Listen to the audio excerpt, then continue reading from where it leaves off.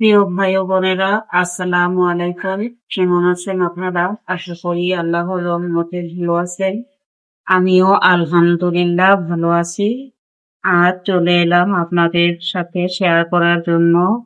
আমি এখানে গরুর গোশত নিয়েছি আর পেঁয়াজ নিয়েছি।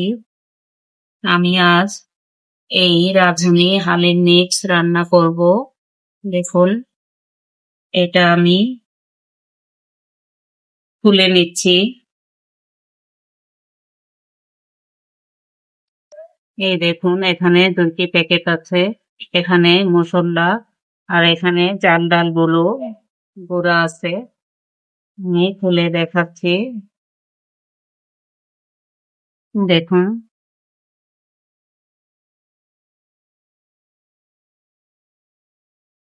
এখানে আমি গরম পানি দিয়ে এগুলো ভিজিয়ে রাখবো। এগুলো আমি গরম পানি নিয়ে নিয়েছি। বেশি করে পানি দিয়ে ভিজিয়ে নিলাম। আমি এটা যেভাবে রান্না করি ঠিক সেভাবেই দেখাচ্ছি। এখন আমি চলে যাব চুলার কাছে। দেখুন, আমি চুলায় একটি পাতিল বসিয়ে দিয়েছি। এখানে তেলটা দিয়ে দিচ্ছি। পরিমাণ মতো তেল দিয়ে দেব।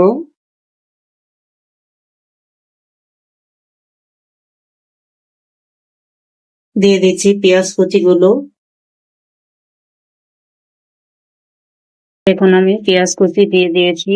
এখন আমি এই পেঁয়াজটাকে বেরেস্তা করে নিব। দেখুন, আমার পেঁয়াজটা হয়ে গিয়েছে। এখানে আমি একটু বেরেস্তা তুলে নিলাম। এখন আমি দিয়ে দেব গোস্তগুলো। দিয়ে দিচ্ছি আদা রসুন বাটা।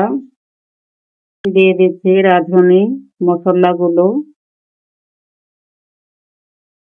এগুলো আমি একটু কষিয়ে নিচ্ছি। দেখুন, গোস্তগুলো কষানো হয়ে গিয়েছে। এখন আমি পানিটা দিয়ে দেব। পানিটা দিয়ে সিদ্ধ করে নিচ্ছি।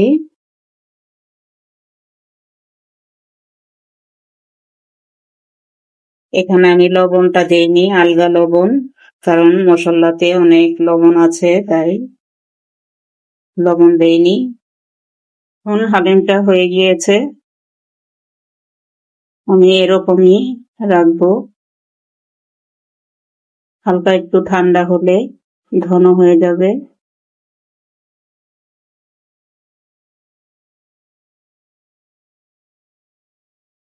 এখন হালিমটা আমি এখন একটি বাটিতে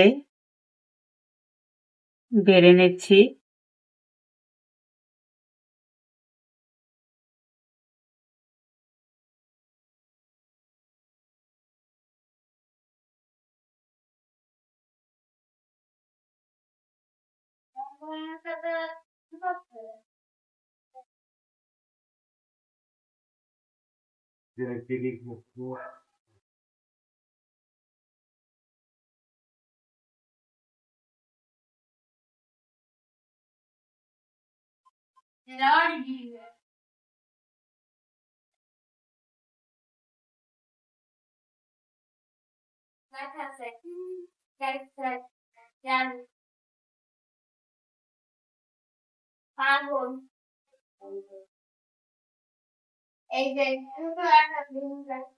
দেখুন, এখানে আমি পেঁয়াজ বেরেস্তা নিয়েছি।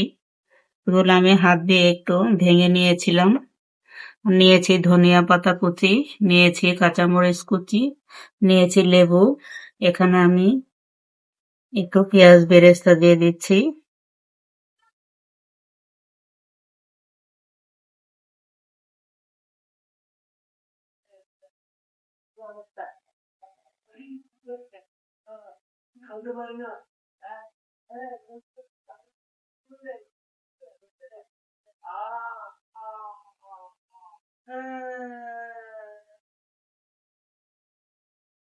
আমার রান্নাটা যদি ভালো লেগে থাকে একটি লাইক দিবেন, কমেন্টস করবেন আর একটি সাবস্ক্রাইব করে পাশেই থাকবেন।